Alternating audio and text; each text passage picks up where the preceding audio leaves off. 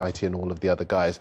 But this Palace side have written a new chapter in the history of the club, a winning chapter. They're into Europe as well, so they too will go into this match absolutely. Not really caring too much about the result and just wanting to give the credit they deserve to the players. So party atmosphere at Anfield? Oh, 100%. I mean, the last time they lifted it, there was no one there, you know, so it'd be great for... I can tell them it's very good at Anfield when you lift the trophy when it's a full house. Not many of us have done it. So they're going to enjoy that one for sure. I think when that engraving took place, it must have been about April, was it? This has been done for a very long time. They've absolutely cruised to the Premier League title, and they thoroughly deserve it. Got some of the outstanding players. Gakpo's been wonderful as well. See Trent there. They won't see money crosses like that coming in the future, but they might have to replace him. They're going to have to go to the market. I'm sure they will. They will, and they will strengthen. They'll be the team to beat. Jeremy again. Frimpong, haven't they? 5 goals last season, 15 goals the season before. He's been a terrific performer for Bayer Leverkusen. I'm not quite sure he's got the quality of Trent. Not that range, no. No, exactly, and the versatility as well. Yeah. But he is still a really good asset, and it'll be interesting because they'll have him and Conor Bradley in that right-sided position at fullback. If you had to put it down to one thing, and I know it's hard to do, why are Liverpool head and shoulders above the rest of the league this season? I think they've been fortunate, and they have had their injuries, but I think they've been fortunate on that side. But they have got a good group of players. I mean, even when Alisson was out for a long period, you think, wow, now Kelleher stepped in and was like he needs to be playing on a regular basis in the Premier League. So they've always stepped in and done the job. You're talking about Conor Bradley. When Trent's been out, he's stepped in. The midfield has been outstanding. I think the balance and the cocktail in there, you know, Szoboszlai's been wonderful. McAllister, you know, and Gravenberch, so a little tweak in his position, putting him back to the 6. They've got leaders and they've got players who have done it before. So they know the journey, they know what it takes, and they've almost shown the manager as well. To give the manager credit, he is the manager of the season. Anyone who wins the Premier League at that amount of games should win that trophy, in my opinion. And he quite rightly will win it. And what he's done is not a lot. And I'm giving him a big compliment for that. He recognised that it wasn't broke. So why should he fix it and try to poke his nose into everything? I think he just left it alone. We felt like a Dutch manager, I'm not tarnishing them with the same brush, but sometimes they want to reinvent when they come in. They want to be a little bit too tricky. He was like, nothing of the sort. We've got a few disgruntled players. Mo Salah, who's going to be our superstar, who was one. I would suggest him and Jurgen Klopp looked like the relationship was broken down. I think if Jurgen would have stayed, he would have gone. But he got him on side, and not only that, he's got him and Virgil van Dijk to sign new contracts. Obviously, he couldn't persuade Trent, and I think he would have done if Real Madrid wasn't there. So you have to give him a lot of credit. And I just think it's the experience of being there and the quality what they've got in depth. Darren, what about Crystal Palace? Sensational season for them, of course, winning that trophy. And Eze, who we've already mentioned, you know, potentially now, we don't know, you know, but it's silly season is upon us, transfer season is upon us. He's been sensational for them, and they've been quite brilliant under Oliver Glasner, despite starting the season quite poorly. Yeah, 1 Premier League win in their first 5 months. And I can tell you 1 or 2 clubs that would have sacked him for a run like that. But they knew what they had. He finished last season very strongly. He won the Europa League with Eintracht Frankfurt, got them into the Champions League. And also there were reasons. I interviewed Chris Richards, their central defender, in the days leading up to the FA Cup, and he was explaining to me that they lost players ahead of this season. There was a bereavement for one of their key players, the goalkeeper, Dean Henderson, as well. You know, they were just an unsettled squad at the start of the season, but there's a real camaraderie in that squad as well. And if you align that with the quality of their manager as well, you can see why things started to pick up in the second half of the season. He said that they went back to basics and they managed to get that defensive base. 52 points now they've picked up so far this season. That's a record as far as Palace are concerned. That speaks to the job that he's done. He hasn't just won an FA Cup and thrown the league away. They've been absolutely terrific in the second half of the campaign. Well, before we go to the break, just to remind you, I did say Mo Salah had 1 more record to break. He's on 46 goal involvements for the season. The record is 47. Welcome back to Team Talks. End of the season means it's time for, drum roll please, the Team Talks Season Awards. And we're going to start with with best goal of the season. Tim Sherwood, take us away. Well, my best goal, I'm going to go with Cunha. Okay. Away, a second goal he scores away at Fulham. They were struggling at the time, Gary O'Neill, but to be able to see that before it doesn't even look, you see. He knows what's on offer. There's a quick little glimpse, and to be able to execute that. I think we see a lot of goals when people strike it from outside the box, just pace and just put their foot through it. Long before that, I was a huge admirer of him, but when he started delivering goals of that quality, and he never stopped, to be fair, right until the end of the season. That's why he's not going to be at Wolves next year. Darren, which goal have you gone for as the best? The key word from what you just said is technique, and I'm going to talk about that with Bitoma, Karan Bitoma's superb strike against Chelsea. And look at the ball over the top first of all. It's going to take some control, but he manages it, and then he brings it into a position where he can stroke it past the keeper. That is Bergkamp-esque. It may even be De Bruyne-esque as well. He's a superb player who's done lots of terrific things, but that is one of the best. And I think you have to go a long, long way to beat that strike. Yeah, it was a Friday night game. I remember being in studio for the reaction immediately after. We couldn't believe what we were seeing. What is your best moment of the season?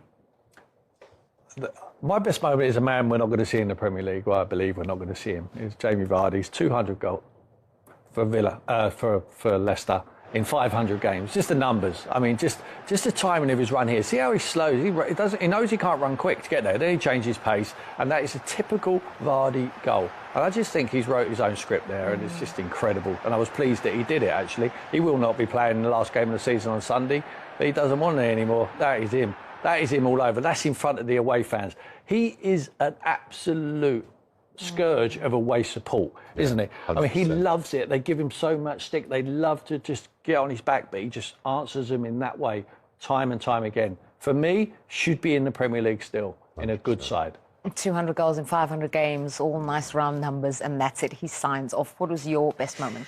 Well, it's a guy who really you have to start describing as the big kahuna, because Ange Postecoglou, after the defeat to Arsenal, came out with that famous saying, "I always win something in my second season," and he lived up to it. It's fantastic from him. Look at him now, milking it, drinking it in.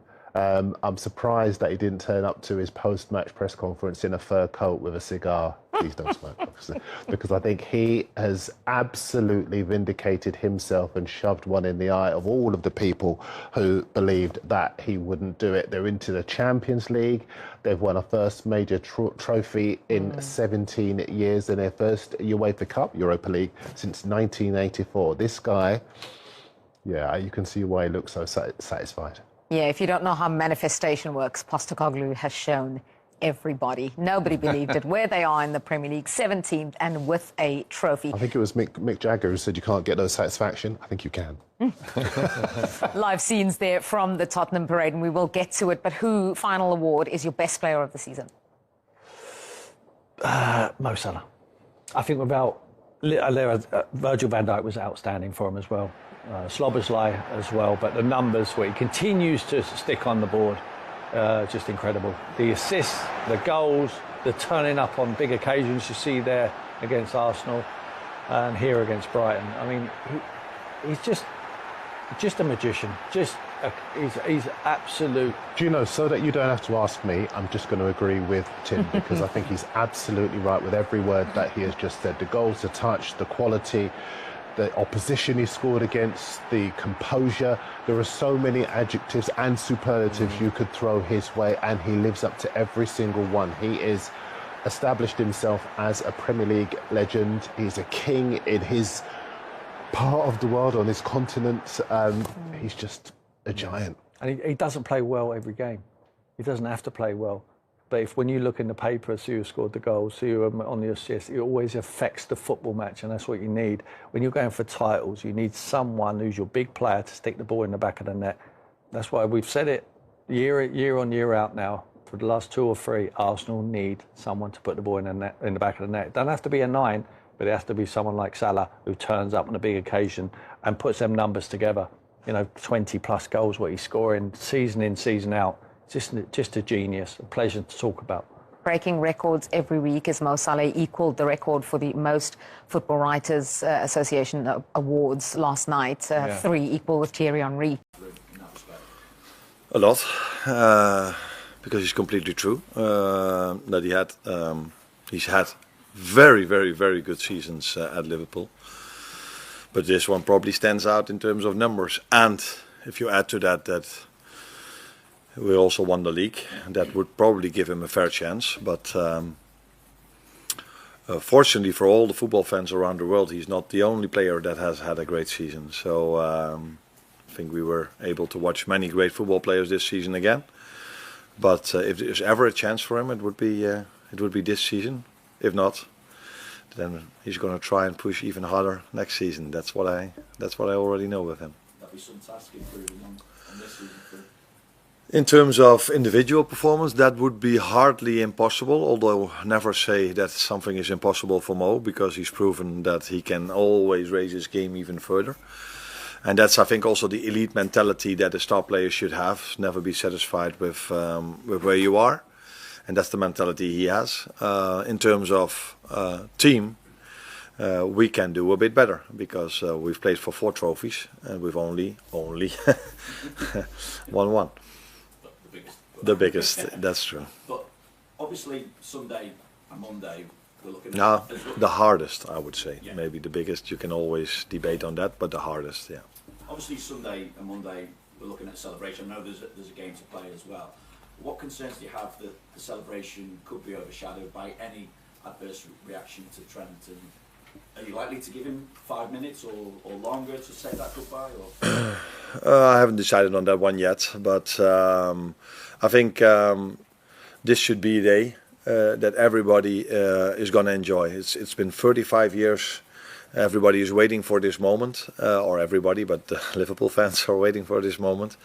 And I think we've set the example against Tottenham. I don't think I've ever been part of I've ever seen celebration in a nicer way done than that day. Everybody, and that's what one of the 2 things that make me emotional is. One of them was how we arrived at the stadium when the fans were singing for us, and the second one is that I've met in the last few weeks multiple people telling me I'm going to Anfield now for all my life, but I've never felt a day what was more special than that one, Tottenham at home. So I am hoping that we can add a moment like this to it, and I think everybody that's in the stadium deserves to be there, the fans, the staff, but also the players, and one of my players is Trent, so he definitely deserves to be there as well, because he's been part of an incredible successful season and incredible successful years at this club.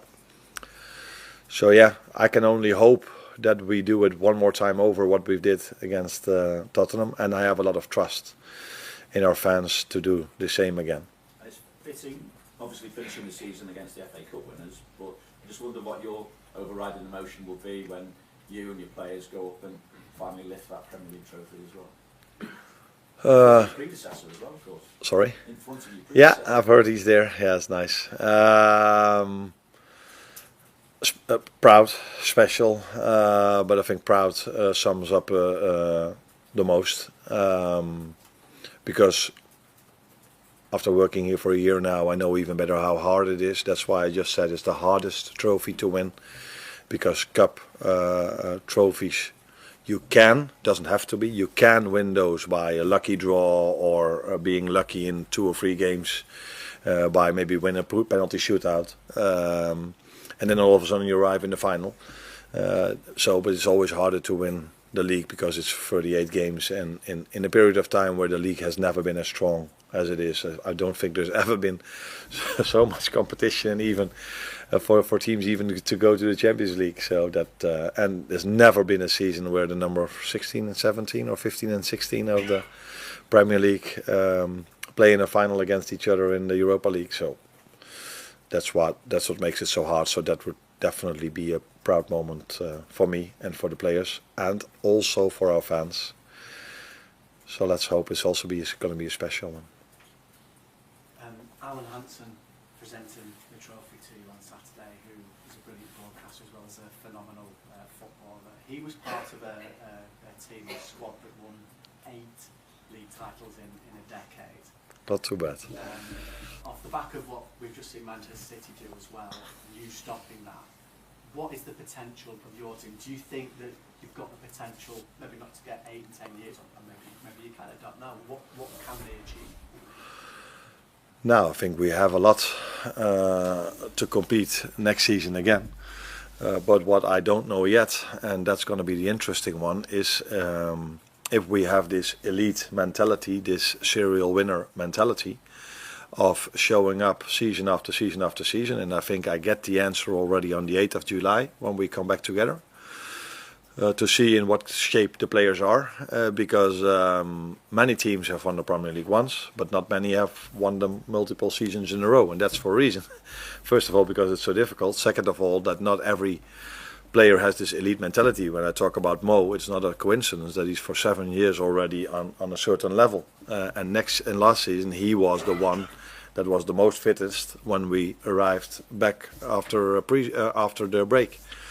So that is a mentality you need to have a chance of becoming a serial winner. And this is something we have to prove. And the players have to prove, and me as well, during the off-season. And the first day for me to judge if we have a chance to become serial winners is the 8th of July, when I see them back. And just in terms of the players, I'm just wondering how they all are ahead of this one. And in particular, it was nice to see Joe Gomez, who's probably one of the nicest people on the planet. Indeed. Back in the squad and on the bench last week. And his next appearance will be his 150th for Liverpool. Is he ready to make that this weekend? Last weekend he was there with the team, but he was not able to play yet. He didn't tick all the boxes yet, but I think there was a spot open or left. So it was for me a moment where I could show my gratitude towards him for what he's done on the pitch for us, but also off the pitch. And this is also something I want to address with Trent, because for a fan, these players are all professionals, or the players, but for me as a manager, they're not only the player, but they're also the human being. And like you say, and that's what you know, and I think maybe the fans as well, but Joe Gomez is indeed one of the nicest persons you can meet. But he's also inspiring his teammates when he's not playing. So he has had more impact on our success than the outside world might probably know. So I'm hoping that he can make some minutes tomorrow if he ticks all the boxes this week. Thank you. Sunday, not tomorrow. Arne, it's been a fabulous first season for you, and you've made the point that you inherited a wonderful squad from Jurgen Klopp. But quite a few of the individual players at Liverpool, Trent Alexander-Arnold, Virgil van Dijk, and also Mo Salah, have made the point that you've changed their game in some way. You've tried to add something. So what is it that you have in your coaching toolbox that sort of enables elite players to get even better? On a day-to-day basis, what do you use to sort of to get those sort of improvements? I can only tell you what I did, and I'm quite sure, I would say 99.9, but maybe even 100% that Jurgen did the same things. But if you are 8 or 9 years together and working for a long time together with the players, that's going to happen with me as well. Maybe at a certain moment, players get a little bit more used to the things you tell them. So we always, all managers, we try to inspire them to get the best out of them every 3 days, to and the best, I mean, in work rate, in quality. And we always try so that the team play better together, and as a result of that, the individual looks much better. And every manager has his own way of doing these things. So I've said many times there are many similarities between the two of us, but it would be a completely surprise to me that if every team meeting of Jurgen and me were exactly the same, and the way we inspire and the way we do things. So it's maybe just a new face in front of them, not better, not worse, just new. That lifted them maybe a little bit, not a lot, because Mo, Virgil and Trent have been outstanding for this club for all these years Jurgen was here, and they've been outstanding this season as well. As far as Sunday is concerned, it's going to be a really memorable day, whatever happens. But in the 3 games since the title was yours, against Chelsea there were some good moments. The same against Arsenal, and last in Monday night against Brighton. But you haven't been able to come up with the win. True. It will be much more memorable if you can sign off with the victory in front of the fans, just to make it an even more special occasion. Yeah. What's going to enable you to make that happen? Now we need to do maybe a few things better, but in my opinion we've done a lot of things very good in all these 3 games. But unfortunately, or maybe the good thing for us was that we had to play these games in the end of the season, and I'm still really happy with the fact that we already won the league, because Chelsea away is for everyone a difficult game. Arsenal at home is for everyone a difficult game, and Brighton away is for everyone a difficult game as well. We're not the first, and we will not be the last that lose at Brighton or lose at Chelsea away.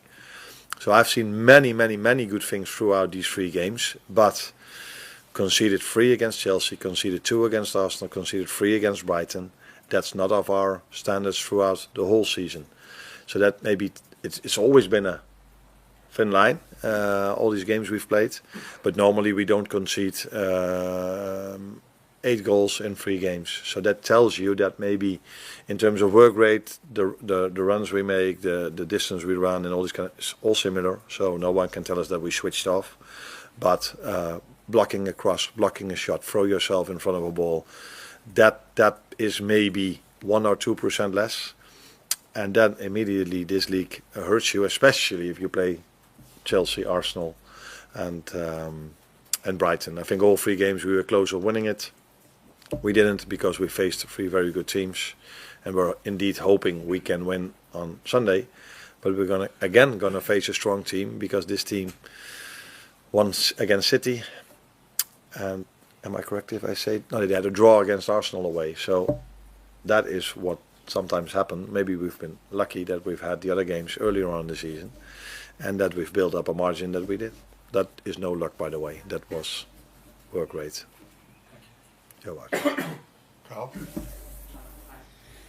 Sorry to bring it back to Trent again, but have you spoken to him about the reaction he got last time he was at Anfield, and also talked about his expectations for this weekend?